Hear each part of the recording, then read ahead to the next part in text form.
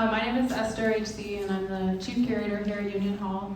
Union Hall, if you don't know, is we're a nonprofit art space that was founded in 2019, and we primarily support local emerging artists, but we also work with emerging curators through this program. This is part of our Rough Gems program. And through Rough Gems, 3 emerging curators every single year are given the opportunity to curate a show with funding and the use of the space and mentorship from our staff. And so thanks for coming to Jennifer Lord's, our first Rough Gems curation, Dirty Abstraction. Yeah, I guess that's all I have to say. I do want to thank our sponsors, Colorado Community Foundation, Colorado Creative Industries, and the Andy Warhol Foundation. And without further ado, I'll hand it over to Jennifer so she can talk a little bit about Dirty Abstraction and how it all came together. And there will be some Q&A. Yeah. Yay. Okay, thank you. I'm Jennifer Lord, she, they pronouns. I'm the Rough Gems curator for the show Dirty Abstraction. And I just want to say thank you first to Union Hall and to all of the fabulous people here, Jess, Esther, and Emma. I want to thank the artists for trusting me with their work in this show, and I want to thank all of you for coming. So I'm gonna introduce the show, and we'll do a little walking tour.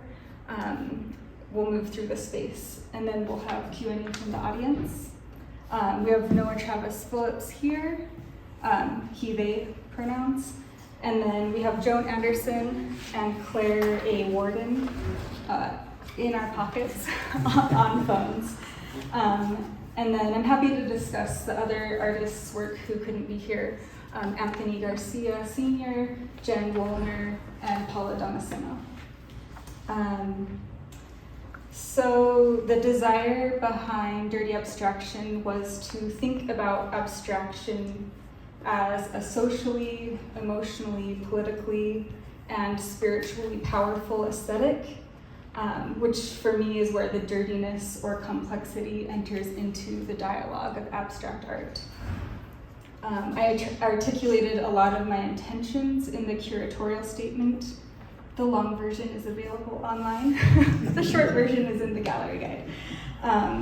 But I'd like to read from it briefly. So, Dirty Abstraction proposes an abstraction that communicates and contains cultural, ecological, political, and/or spiritual content. It is abstraction that pushes against traditional notions of pure form and into criticality. Dirty Abstraction occupies gendered, queer, racial, and ableized spaces. The work here is contingent, intersectional, and coded, interjecting, shifting nuance. Meaning is inscribed in the formal properties of the work. Each artist in the show has a different approach to how they make the content of their work legible, to whom and to what degree they allow their work to be illegible. Each viewer brings their own experience and cultural knowledge to the encounter, and the artists embrace the varying degrees of understanding that are inherently a part of this exchange. The exhibition explores the contradiction of does it matter? It doesn't matter how much the viewer gets. The artist's work comes together through abstraction, but the content and mediums employed by each artist differs widely. Through this exhibition, I wanted to tease out the aesthetic affinities between the work by hanging it in mixed group constellations, creating multiple narratives in the gallery space and between the individual pieces. The gestural or formal resonances between the work echoes across the pieces, and as we move through the space, encountering and re-encountering the pieces. I'm done reading, but I still need my notes. So right now I have questions for the artists, and then I think Esther has some questions for me. But I think I want to start with just asking the artists some questions. So the first question is, can you tell us either about one work in the exhibition or the series presented here and how you see its connection to Dirty Abstraction? And we'll move throughout the space. So I think we'll start with Noah, and then we'll move back here to talk about Joan and Claire's work. So Noah. Take it away. Great, thanks for coming out, everyone. I'm going to direct everyone's attention to that piece behind you. It's part of a series you'll see all around the space. There's another one on the opposite side of that wall. There's another one in that back corner, kind of on the pillar. And then I think after Claire's video finishes here, it will display for 8 minutes as a video on that screen. Also that QR code, if you scan that QR code with your phone, it will take you to a website that will produce a randomly generated composition from this folio.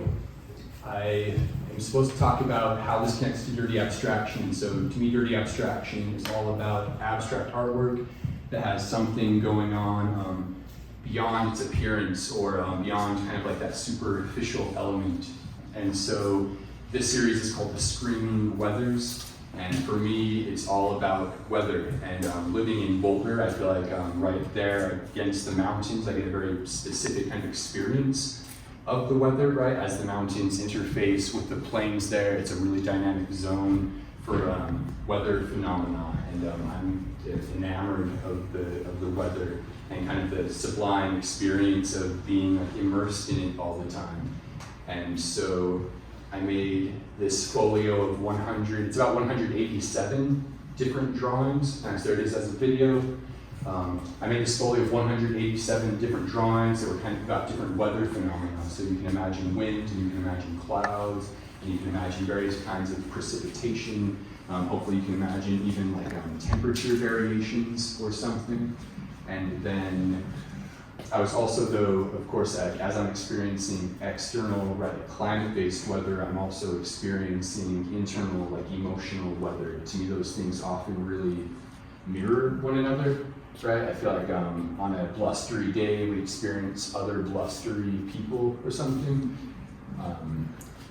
And so it's also, though, about the crises of those things. I think it's really difficult to experience the weather or to think about the weather in the 21st century without also thinking about the multiple crises of it. And so it also is about that, and that's a reason for like the black and white and kind of high contrast and like visceral textures of it, is to think and feel some of that. I also took notes because I got these questions beforehand. I guess the other thing I would point out is in each of the compositions, there's a single larger background layer and then 3 smaller foreground layers, which for me is a lot about this experience of the weather, in which we can see it on the horizon, right? We can see it as like it's kind of the background or the foreground of it, and then an hour later or 12 hours later or whatever, especially as I watch it pour over the mountains, right? I become immersed in it, and I become, maybe I'm the background of these weather phenomena. And then a couple hours later or a day later, that dynamic reverses again. The other thing I guess I would highlight about this is the compositions in part were determined by like a really simple creative coding program I put together that would pull one of these 187 images and give it to me as a background, and then put 3 foreground images on top of that.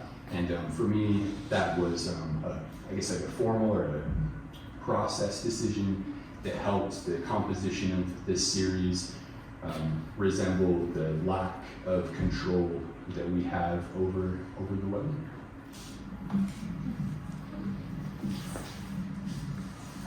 Okay, Claire, we're gonna move in front of your piece, which is back in this corner here. It is called Number 9, Not Basic Color Theory. And so Claire's on the phone. Sorry. Here. And okay. Yeah, so I was thinking about this piece, and I think this is a good one to start talking about in its connection to dirty abstraction. And when I was thinking about dirty, the word dirty, I was thinking about messiness and kind of like the blurring of lines. And I thought that was really appropriate. And this piece in particular, not basic color theory, really kind of speaks to that blurring of lines. And so it was bringing up actually a couple of ideas, and I have a couple quotes that I'll just reference really quickly. But in the beginning of Nella Larson's book, Passing, Emily Barnard writes introduction, and she's writing about the book, but also the experience of being multicultural, multiracial.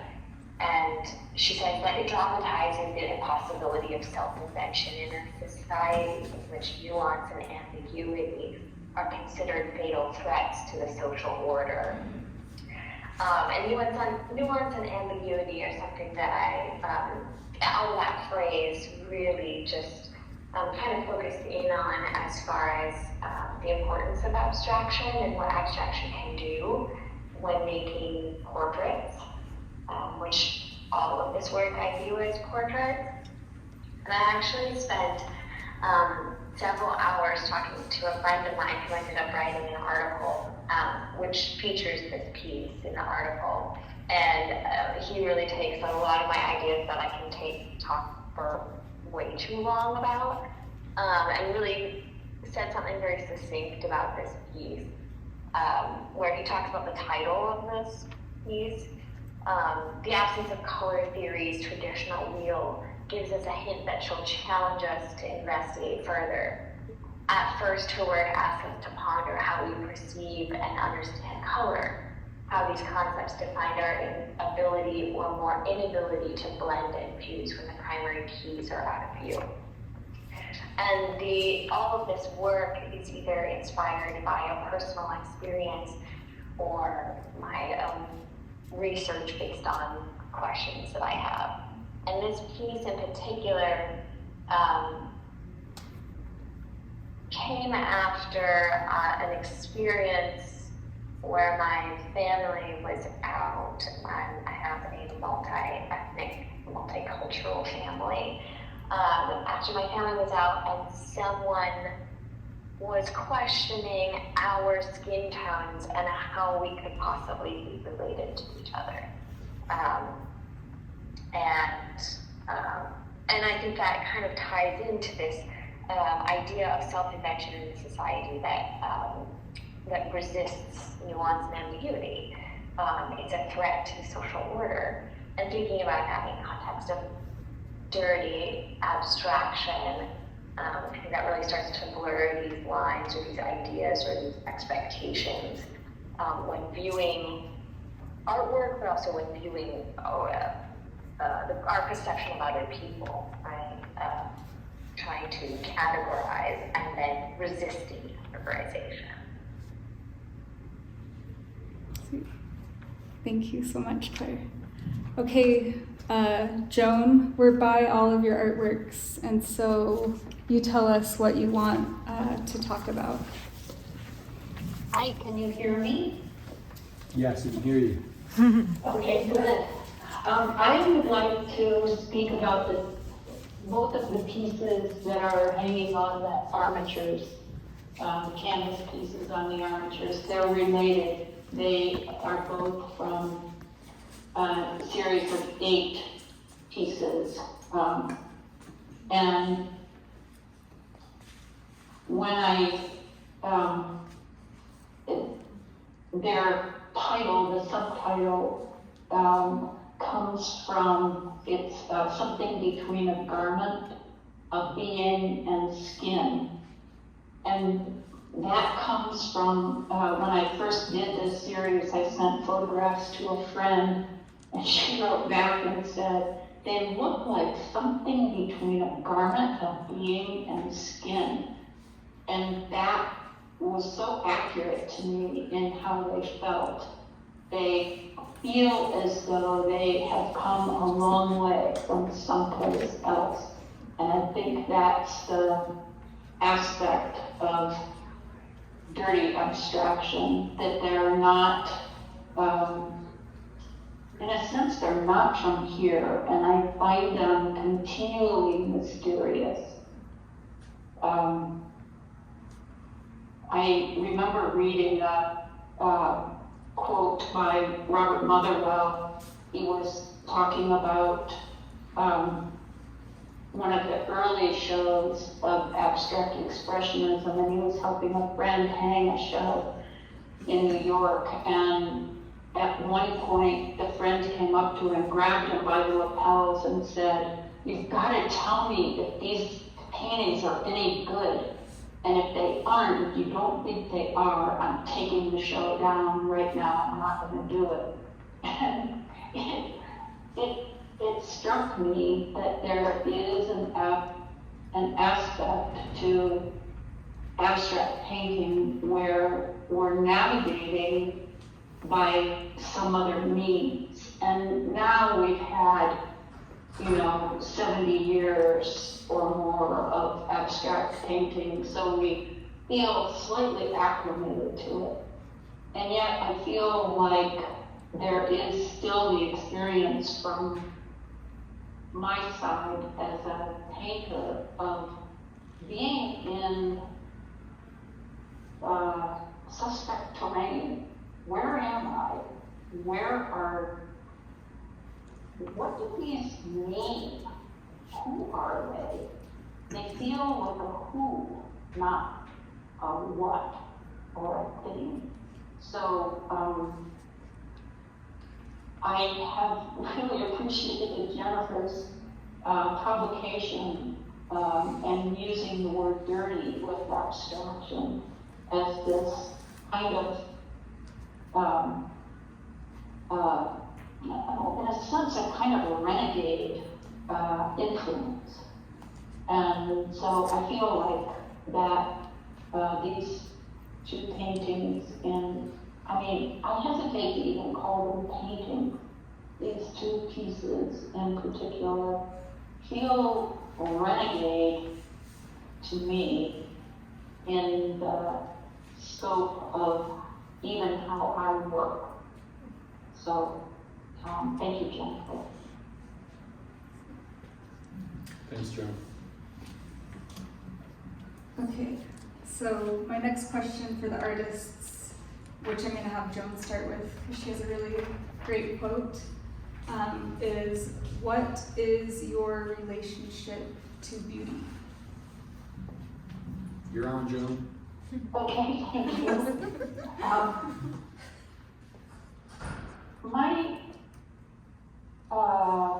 working definition of beauty comes from something that I read from the Yoruba people in West Africa, who believe that beauty is anything that expresses its true nature or its essential nature. And so that could be humorous, it could be terrifying, it could be sort of classically beautiful.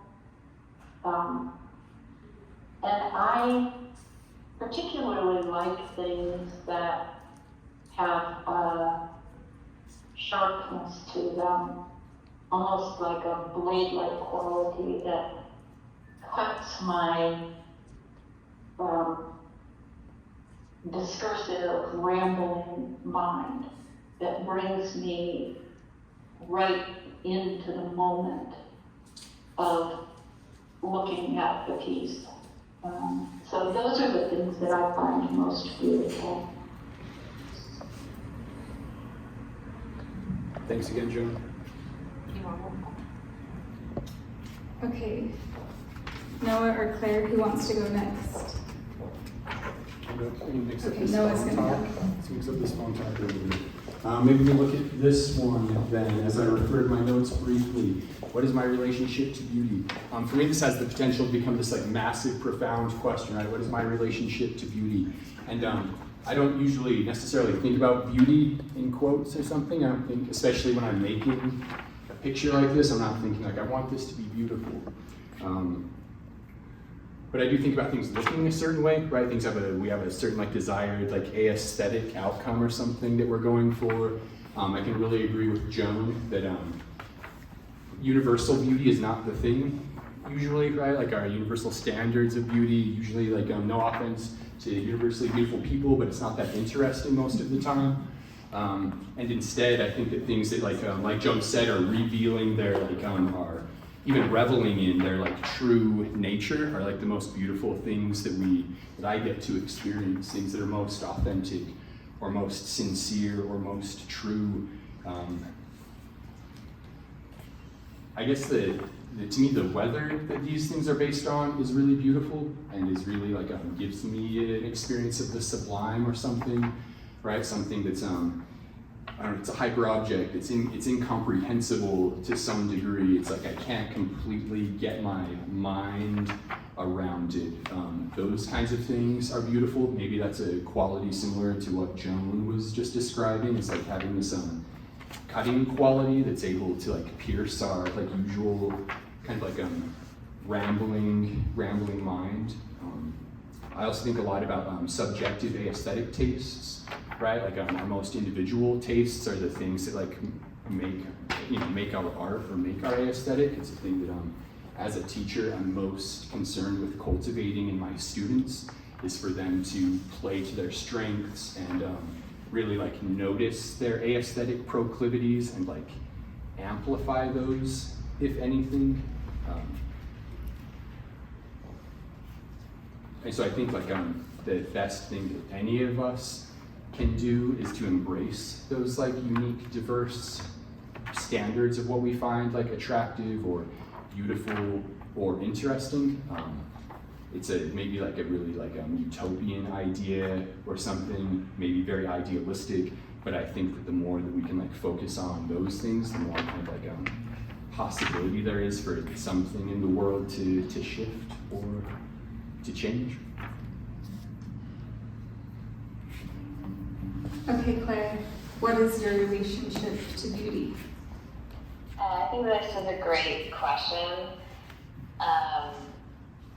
And I like really was like, oh my gosh, this is complicated. And maybe it's because beauty is complicated.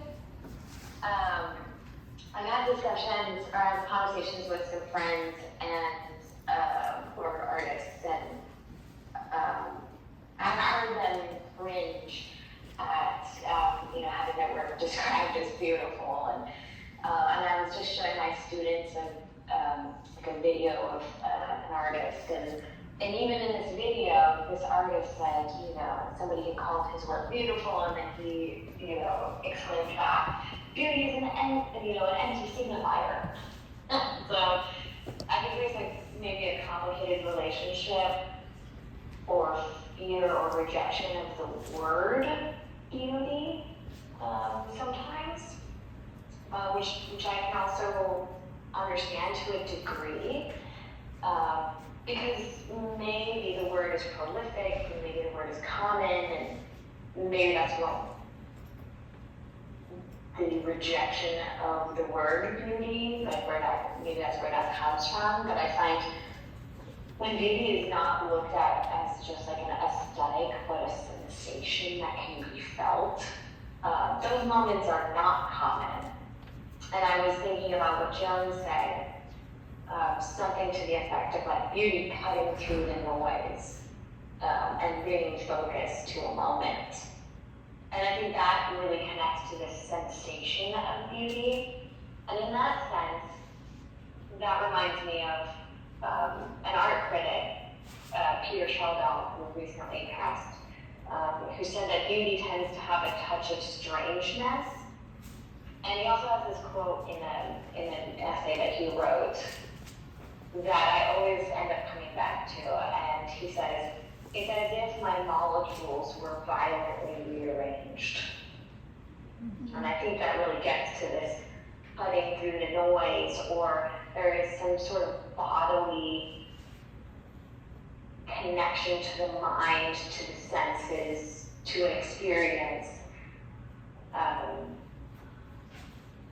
that is not just an aesthetic thing. It can fundamentally change you. It's these moments that you can't forget. And in that sense, it would be wonderful for somebody to identify artwork with beauty. But like I said, it's complicated.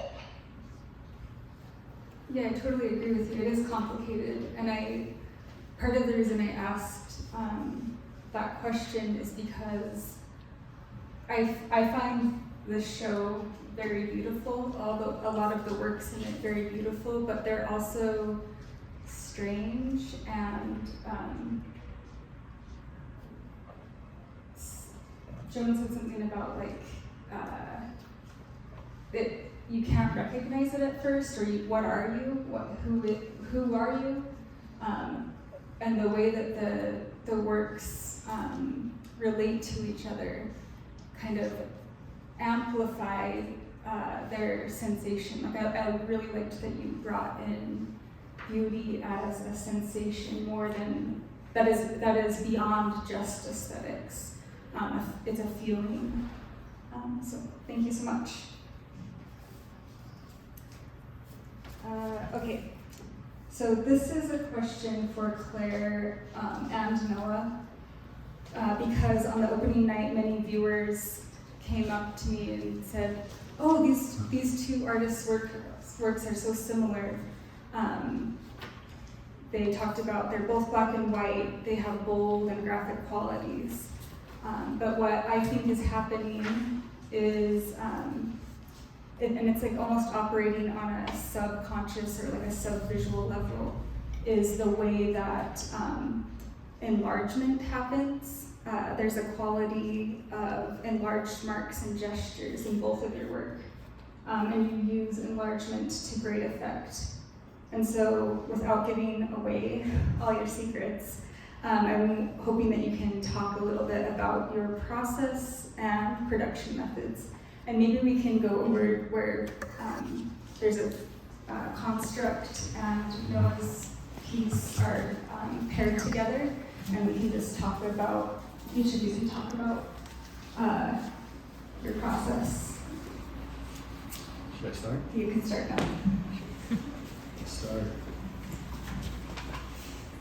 So I already mentioned that I made like a folio of almost 200 drawings. I think there were more than 200 at some point, and then of course some get edited out because some are not as successful as others. And then I made all those drawings like a decade ago and didn't really know what to do with them at the time. And so I just put them away. And then more recently, maybe this summer, I was doing like studio cleaning. It felt more like studio archaeology.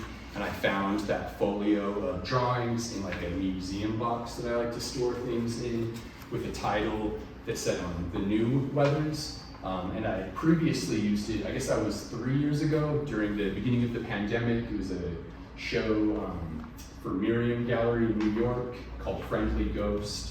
And then it was called The New Weathers, and it was a much more simple version, and it just existed digitally. It just existed as a website. If you scan that QR code behind you, you can get to a website that presents the newer version. And so I scanned all these drawings at like reasonably high quality, and then started like piecing them together. And when I was making those drawings a decade ago, I had free access to a photocopier, which is always a gift to me. And so I was producing all of these Xeroxes, and the Xerox had this wonderful ability to like make things 200 or 400% larger, or had this great ability to like invert the marks. So this is actually like these are black marks on a white sheet of paper that are then inverted. And the backgrounds of these, again, are like blown up, so we're really getting a sense of these marks, right? These marks, if we're imagining this as an 8.5 by 11 sheet of paper, this is expanded by like 600% or something, which I was thinking of very much as a form of amplification. So almost like we have effects pedals for a guitar or something, right? Or we're plugging into a full stack, for those of you familiar. It felt a bit like that because we're able to really see the grit and the noise and the dirt of the marks. Likewise, like going through that Xerox and that scanning process, there's like a loss of some of like the midtones, and then like in turn like an amplification of some of those like the whites and the blacks. And so it's getting like, to me, like that was another kind of like effects process for these. And then it was a matter of figuring out how to compose them. I keep trying to think of secrets. Are there secrets of this that I can reveal? But to me, it was like a really like straightforward process. There are no secrets, and it was a really straightforward process. That instead of being any secrets, it's just a matter of like almost like tedious work. I feel like that's the case with artists often. It's like they're so creative or something, but instead we actually just spend like hundreds of hours like doing these really like kind of tedious, repetitive processes that hopefully like ideally add up to something worth other people's time and attention. And so I'd be interested to hear about how Claire's process differs from that. All right, Claire, you're in front of number 5, construct. Yeah, I'm glad that you were in front of that piece, because that piece is a little bit of an anomaly in the series. So I use a camelist process that I started using around 2013, using saliva on the emulsion of black and white film to etch through the emulsion layer. And every piece in this series goes through this process, and that leaves very kind of organic patterning as a result of that process of breaking down the emulsion. And what's left over is biologic matter and metallic silver. And then there's a mark making on top of that process, and that mark making is either adding or subtracting from that process typically. Originally, when I started this series, I was thinking about kind of the way that photography is taught and the way that photography is learned in an educational setting, and the kind of rules, maybe that's not the right word, but the kind of like principles that are established around photography, how to get, these ideal exposures and prints. And I was feeling like I was kind of just not necessarily throwing that away, but really breaking all of it apart and starting to look at what can I do when I break down these principal walls that had kind of like boxed me in at the moment. And how can I break those down? And then I was like just kind of standing in this openness of photography, and I was like, okay, well, I need maybe give me like some guidelines here. And so I came across this term early in some research called impression management. And I was really interested in this idea that there is this thing that we all try to do, manage other people's impressions of ourselves. And it's something that's conscious and unconscious, learned, performed, practiced. And I like that kind of idea of adding or subtracting from something that is already there. And so that's kind of how I approach my mark making, as an additive or subtractive process. And I'm doing all of this, for the most part, on 4x5" negatives, sheets of negatives. And so I'm working on a really small scale. And I'm working on a negative, which most of these works are positives. Construct is an anomaly in that sense, because when I scan that piece, so I take the negative, I work on it, I scan it, I do a lot of in-progress scanning to see if it's done, if it's not done, do I need to keep working on it? And with that piece, when I thought, okay, I'm finished with it, I scanned it and inverted it to become a positive, and it felt really wrong. And I get that feeling sometimes because I fall in love with this little object that I've been working with, and then actually learn to love the positive version of it. So sometimes that happened, but with this piece, I wasn't getting used to the positive. It really felt like the negative was the right way for it to exist. So I actually scanned the negative as a positive. And so that's actually what the negative looks like if I were to hold it up in front of you. But of course, at a much, much larger scale. And the scale was really important. I wanted to be able to scan these at a resolution that allowed me to print these at a large scale. I wanted there to be a bodily interaction with the work and the viewer. So the scale was important. And I also do a printing process that's maybe a little unusual. It's called piezography. There's not that many DIY printer or lab spaces that have piezography. There is one in Chicago, which is the one that I print at, called Latitude. And essentially that's like taking an Epson printer, hacking the software, replacing it with piezography software, taking out all the color inks, replacing all of the inks with carbon shades of black, and that leads to really intense detail in all shades of gray.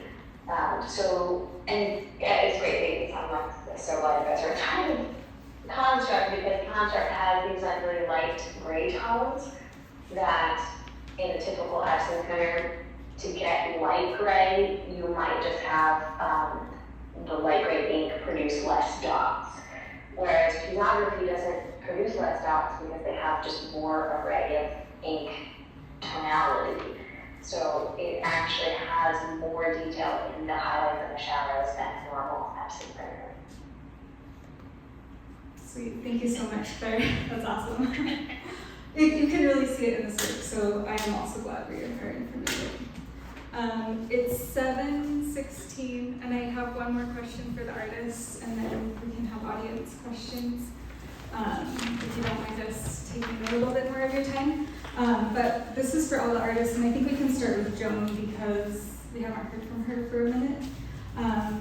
But the question is, how did you arrive at abstraction? And or what does abstraction do that maybe another aesthetic modality doesn't do or can't do as well? All right, dear Joan, you're on.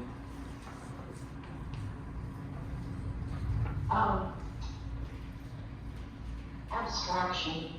It took me a long time to realize that I don't see well, technically I do. My main mode of seeing is very flat. So perspective, drawing, and realism is not a natural language for me because I don't see that way.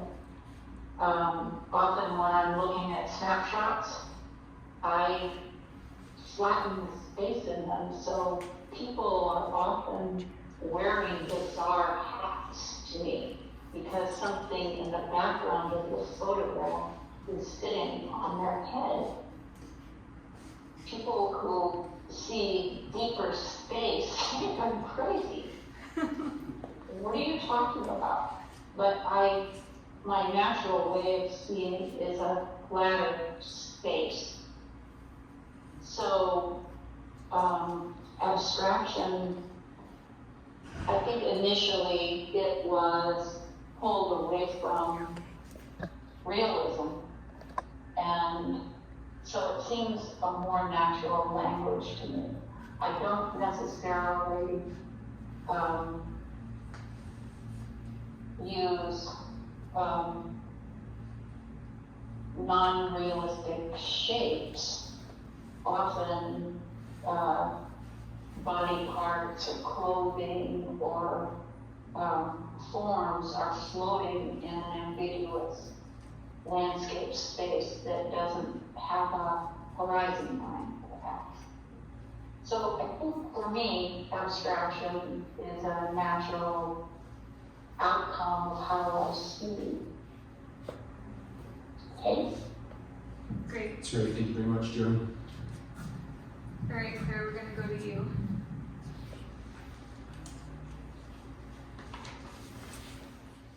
Okay, so I just lost my phone for a second. No worries.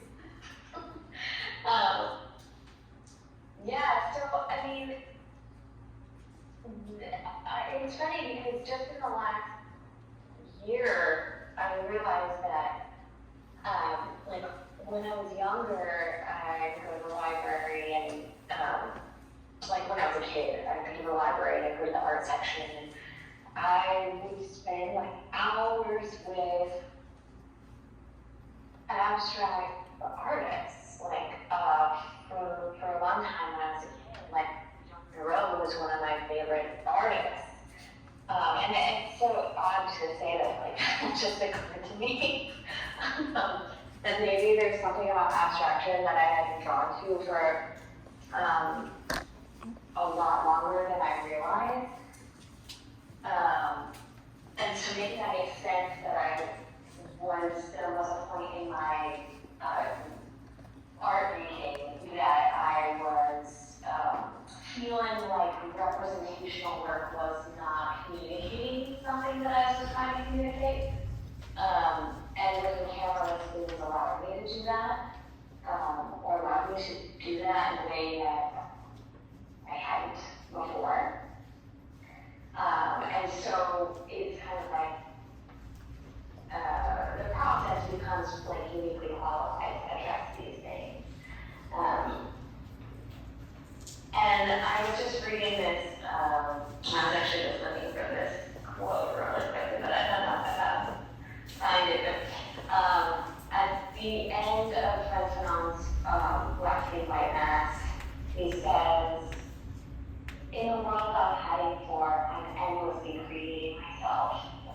And I really connected with that line because I look at all this work as self-portraiture, lots and lots of different self-portraits that revealed more about me than just making a photograph and me being on one side of the camera and Phil more censored on the other side, and we're trying to do some sort of recording of my likeness. Whereas these portraits show you, they're based on my DNA, they're constructed of my DNA and informed by my experiences. And I don't know how I can show anyone else more of me than that. Great. Thank you so much, Claire. Okay, Noah.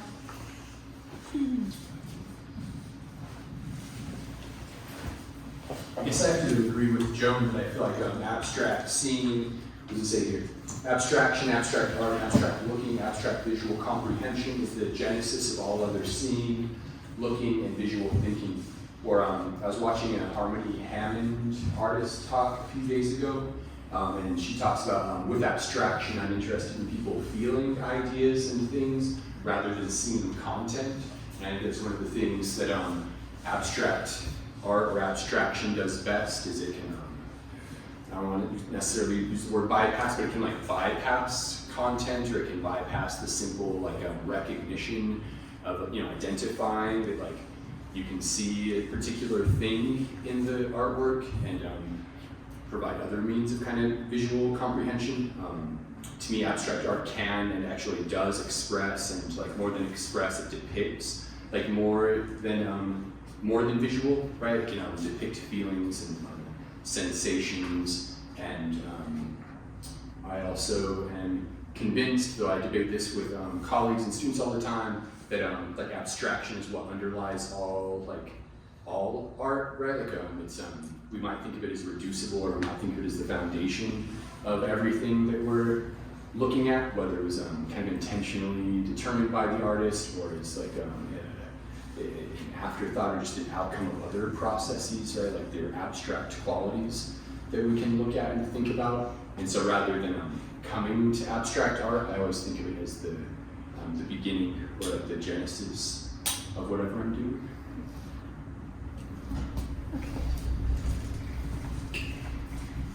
Okay, thank you so much.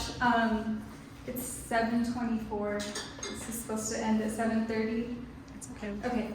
Yeah, So we can do some Q&A. okay, yeah, Q&A. I'll just start off by asking the first question. But I just want to say that it's been a pleasure working with you alongside you while you put together the show.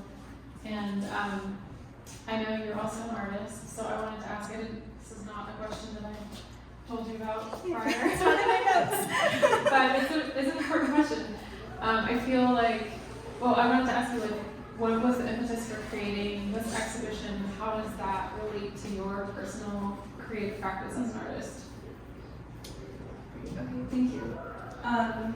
So I'm an artist. I work mostly with textiles and in a collage-based way, but also in painting.